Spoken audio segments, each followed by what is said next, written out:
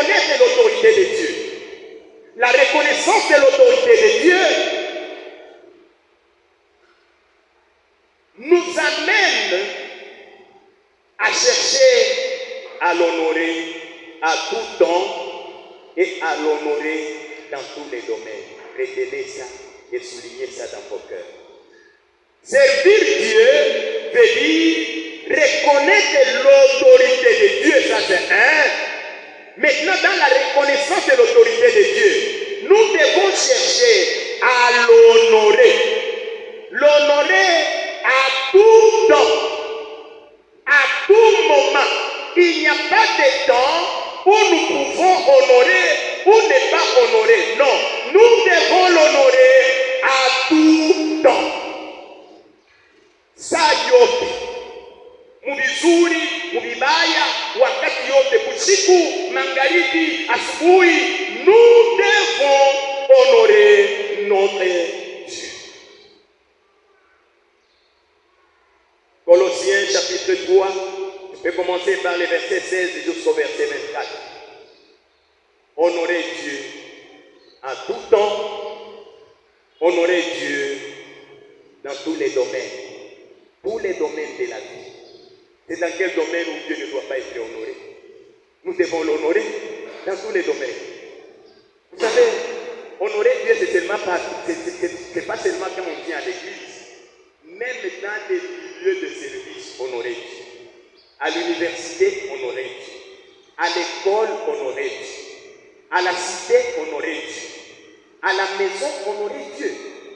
Honorer Dieu dans toutes les circonstances, dans tous les domaines scientifiques, dans les domaines ecclésiastiques, dans les domaines culturels.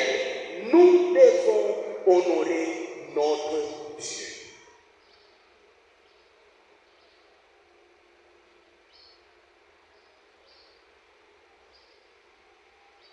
Vous savez, en hébreu, il y a deux verbes qui signifie toujours servir. Le premier verbe est celui, en hébreu on l'appelle abad. Abad, il signifie servir.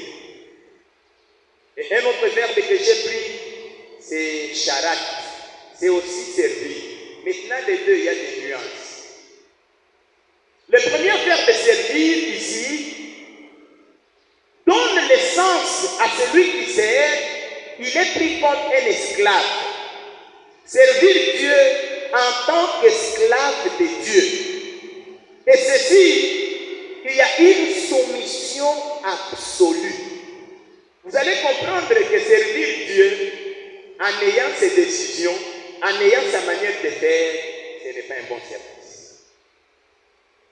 C'est pourquoi Paul dit, si tu dois être libre par rapport à Dieu, sache que tu es esclave du diable. Si tu veux être esclave de Dieu, tu dois te libérer du Satan. Et dans les services de Dieu, mes amis, mes frères, maman, papa, qui m'écoutent maintenant, servez Dieu comme des esclaves. Un esclave se soumet sans opposition. Il ne peut pas dire non à son maître que je ne le ferai pas. Il doit faire tout ce qu'on lui demande. Est-ce que vous servez Dieu de cette façon? Ou vous êtes libre? Vous pouvez faire quand vous voulez, et quand vous n'avez pas, vous ne voulez pas, vous ne pouvez pas faire. Ici, même l'adoration, nous devons la faire en soumission. Deutéronome chapitre 10, versets 12 et 13. Servir Dieu comme un esclave, parce que Dieu a donné les principes. Dans ces principes de service, on n'a pas droit à s'opposer. Travaillons comme des esclaves dans les comptes du Seigneur. Si on ne vous dit pas ça, excusez-moi que je le dise, peut-être que ça peut faire mal. Nous tous ici, d'autres fois nous servons avec des douleurs. Ça te fait mal, mais tu te dis, je suis un esclave. Est-ce que je peux dire à mon maître, je ne fais pas?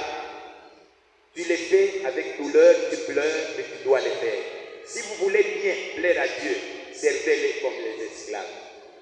Si vous voulez être libre, vous ne servez pas. Et pour arriver à le servir comme un esclave, il y a la crainte.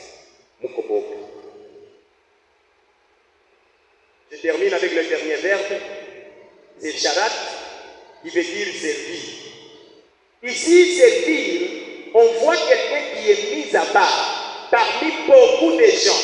On te prend dans les groupes de beaucoup, on te met à part avec l'objectif de servir. C'est dans ce domaine où nous sommes. Vous savez, il faut qu'on voit là, il fait très chaud. Mais pourquoi je le porte? Parce que je suis un esclave et je suis mis à part.